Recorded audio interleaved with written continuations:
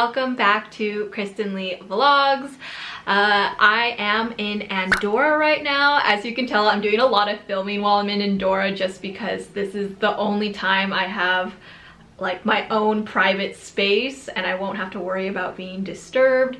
So yeah, anywho, welcome back to Kristen Lee Vlogs, my travel focused channel. For this week's vlog, I will be talking about 10 things that I've learned about solo traveling. For those of you who don't know, I have been solo traveling in Europe for about the past almost 6 weeks. I have a little over a week left, and I wanted to film this video while I was traveling because I've learned so much over the years of solo traveling, and I think it's hard to prepare for. Like, you don't really know what you're getting yourself into until you do it. And while I've been solo traveling, I've been getting a lot of questions from my friends asking me about what it's like to solo travel and what they should know about solo traveling. So I just figured I would tell you 10 things that I've learned, especially on this trip, if not previously, and hopefully it will help you decide whether or not solo traveling is a good idea or whether meant for you. So yeah, with that, we're gonna go ahead and get started. So the first thing that I learned about solo traveling is that it's really important to keep track of how much money you're spending. Obviously, if you're, loaded with cash, it's not going to be really an issue for you. But if you're like me, working on a tight budget and traveling for a long period of time, you're going to want to keep track of how much you're spending. Otherwise, in this cashless society that we live in, just going to be tapping your card everywhere you go, and you're not going to realize how much you're spending. And then when you get home, you're going to have to face the music of how much money you spent, and that can be really irresponsible if you're spending outside of your budget. I'll be going into detail about how I kept track of my spending and giving you the tools that I used and how you can, better hold yourself accountable in a future video. So, look forward to that. But yeah, one of the biggest things is always to keep track of how much you're spending and to really budget if you can in really any traveling scenario. The second thing that I learned while solo traveling is the importance of traveling light. So the first time I studied abroad, my suitcase broke. First of all, I brought the most ancient suitcase that we had in my parents' house, and so it broke. And that's like the worst thing to happen because the handle broke. So I had to lug it, basically drag it around, and it was just really inconvenient. The second time I solo traveled, I brought a massive checked bag and a little carry-on bag and my personal backpack, and it was just way too much. This time around, I'm traveling with just my backpack and a travel-on suitcase. If you watched my previous video that I think I most recently released about my Osprey Kite 46 liters, I didn't end up bringing it just because of logistical issues that I'll be addressing later on. But it's really important to travel light because especially if you're traveling from destination to destination, it's such a freaking hassle to carry all your stuff. There's a lot of things to consider when you're solo traveling. For example, where you're getting into your train station, where your housing accommodations are located, can you afford a taxi? Are you gonna walk there? The lighter you travel, the easier it is to get from place to place. And I know that's really intuitive, but I'm serious. You want to travel and pack as light as possible, and chances are you can get away with packing less than what you think you need. Even in my case, I packed what I thought was there's no way I'm gonna last 7 weeks with what I have, but I actually think I overpacked. And I'll be diving into everything that I brought and giving you actually a list of everything that I packed, and that could be used as a capsule wardrobe for any length of period in a future video. So again, subscribe if you want to see that. But yeah. The third thing that I learned, and it's a big one, is that there are going to be moments when you're solo traveling where you feel on top of the freaking world. Life is great, everything's going dandy, you're seeing all the sights that you dreamt about forever, and you're like, wow, I'm finally doing the thing. But then there are going to be moments where you feel like absolute crap. What I mean by this is there were moments on this trip where I just felt so sad. And it's a mixture of being alone, being lonely, and being homesick. And I want to emphasize there's a difference between being alone versus being lonely. Alone is a physical state. Like, I am fine being alone. I'm not the most extroverted person. I can be extroverted. I'm totally fine being alone. When you're lonely, it's when you realize, oh crap, like I'm really alone. I have no one to lean on. It's more of an emotional state where you feel disconnected from everyone. And so when you're solo traveling, it's all you. And so it's really easy to feel lonely. You don't always have someone to share experiences with, and you don't always have someone that you can rely on. Like if something happens, it's on me. There's no one, like I can call home, but realistically, my mom can't just hop on a flight, fly, 14 hours across the globe and meet me. Chances are emergency's gonna be over, or like I'm gonna be toast, It's just something you can't always prepare for until you're doing it, but it's something you should be cognizant of. Yeah, solo traveling is for sure not all roses and flowers. There are moments where all these sad feelings and not so great feelings compound together, and they make you feel really homesick, and you just, you want to go home and you want to feel safe and comfortable and have your normal routine. That's not to say solo traveling isn't great though, but again, just something to be aware of. The fourth thing I learned, and again, this is something that I've definitely known since I first solo traveled, and I touched on it just a little bit in the third point. When you're solo traveling, you can't ever fully relax. Even when I'm alone in a room, I can't fully relax because someone might take my stuff, right? You don't have anyone looking out for you. Everything is on you, and so you gotta make smart choices. You gotta make sure you're being responsible and doing something that won't endanger yourself. Like, again, you don't want to be reckless, but you want to it's okay to take calculated risks. For example, I went hiking today up a mountain. At one point I was like, oh, this kind of feels sketchy. I continued hiking for about 10 more minutes, and then I realized, oh, this feels really sketchy. I think I should go back. And so I went back, because if I fall, I'm all alone. Like, I'm screwed. That's it, game over. So just, you gotta be careful. You want to be alert. Consider when you're walking out at night, is it safe from the area? Do research, that kind of thing. So the fifth thing I learned about solo traveling is that while hostels are amazing, especially for making friends, which I talk a little bit in my how to make friends while solo traveling video, it's okay to splurge from time to time.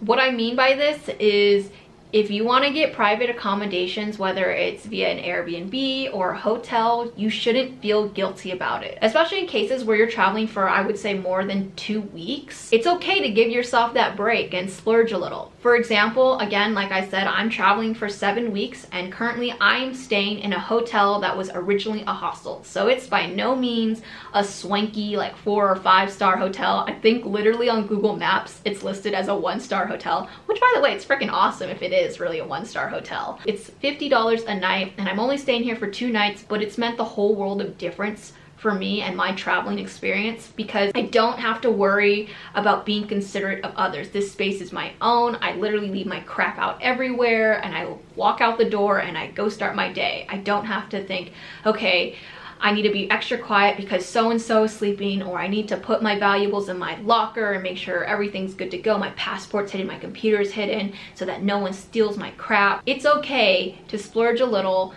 because it can enhance your experience. Like, yeah, it might do a little damage to your budget, but the ends sometimes justify the means. Give yourself the space to splurge a little if you want to. The sixth thing I learned about solo traveling, and it's in a really similar vein to what I just talked about, is the importance of giving yourself time and leeway. What I mean by this is, give your schedule downtime in your schedule. I know a lot of people like to cram their itineraries with as many things as possible when they're traveling, but you also want to remember to put some downtime in. It is not possible to go 100% every single minute of every single day while you're traveling, unless you're literally doing a single day trip and your trip is like, the whole thing is just one day. you're gonna want those downtime moments. So I always try to schedule half a day where I don't have anything planned. Like, it's just me. If I want to stay back at the hostel or my hotel or my Airbnb or whatever, I'm just gonna chill and I'm gonna sit there and relax and take a nap or whatever. It's okay. A lot of people try to do fast travel where it's like, okay, what's the shortest amount of time I can spend in this destination and see all the main highlights. Like, don't forget, like, traveling is about enjoying it, and it can be hard to enjoy places if you're always go, go, go. Okay, we spend 2 hours here, 2 hours here. Like, slow traveling is important, especially when you're solo traveling. Again, you're always on alert, you're always stressed, no matter, like, there's always a background level of that. And so remember to embrace the slow moments and slow travel. So the 7th thing that you to know about solo traveling is that sometimes you're gonna feel guilty. Maybe you won't feel as guilty. I didn't feel that guilty when I solo traveled my first time. I felt a little bit guilty the second time, but this third time, which is the longest time I've solo traveled, I felt extremely guilty. And it's because you miss out on a lot of the big moments. You feel bad because you're spending time away from family. I'm really close to my family, and I felt pretty bad because I missed the birth of my nephew. I missed my dad's birthday.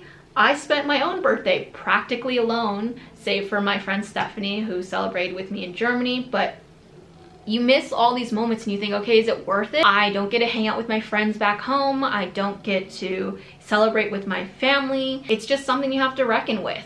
Like, again, there's nothing you can really do, but it's something that you're gonna probably feel while you're solo traveling. And it's okay to feel these feelings. They're gonna pass. Like, I no longer feel guilty about it because at the same time, this is my life. And this is something that I wanted to do, and I'm getting to do all these amazing things. But, you know, there is a trade-off, and you may not feel always great about it, but it is what it is.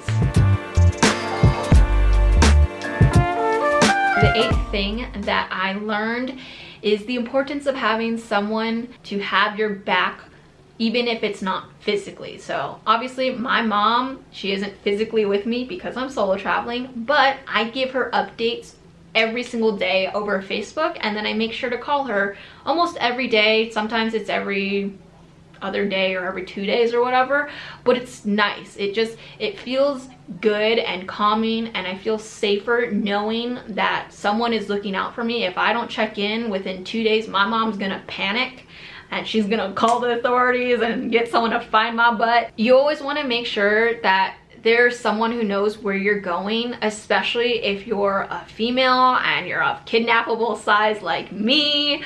You want to travel as safe as possible, and part of that is having someone who knows your itinerary, who has your information, your passport info, where you're going to be, making sure you're checking into destinations and you're getting there safely.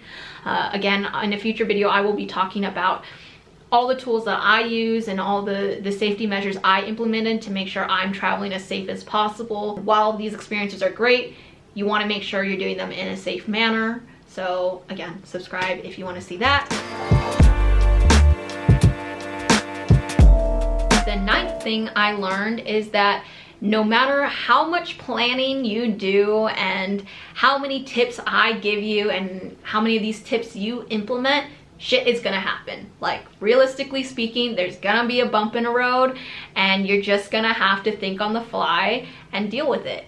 For example, literally, I think 2 days ago, I was day tripping from Toulouse to Carcassonne. It's about an hour away, and I was like, wow, I'm such a badass. Like, I got here, I did everything, like everything was running so smoothly, and then the world was like, Kristen's doing way too well, we need to smack her down. And so my portable battery, there was issues with charging, the cord went dead, even though the battery pack was full.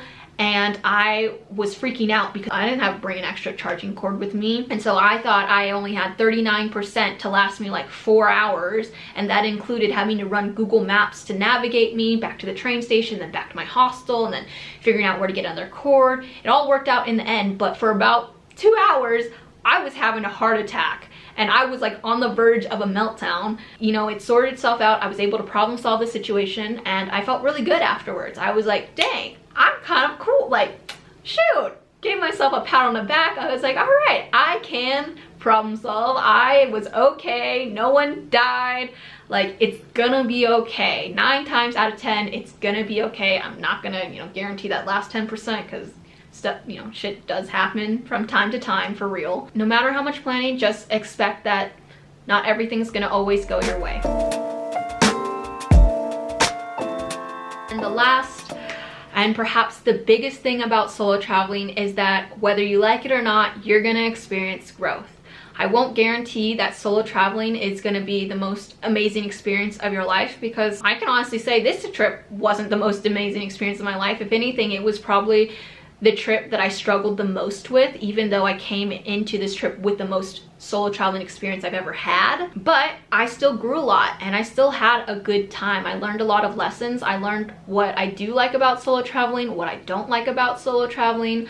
I learned that I will probably never do a solo traveling trip for 7 weeks again. You're gonna learn hard lessons. There's gonna be moments where it sucks. It absolutely does suck, but you're gonna grow and you're gonna come out on the other side for the better of it. You're gonna learn, okay, maybe that wasn't the best choice, or maybe I need to bring an extra charger cord. Maybe I should prepare a little better. There's gonna be so many lessons, and at the end of the day, it's gonna be a learning experience whether you succeed or you fail.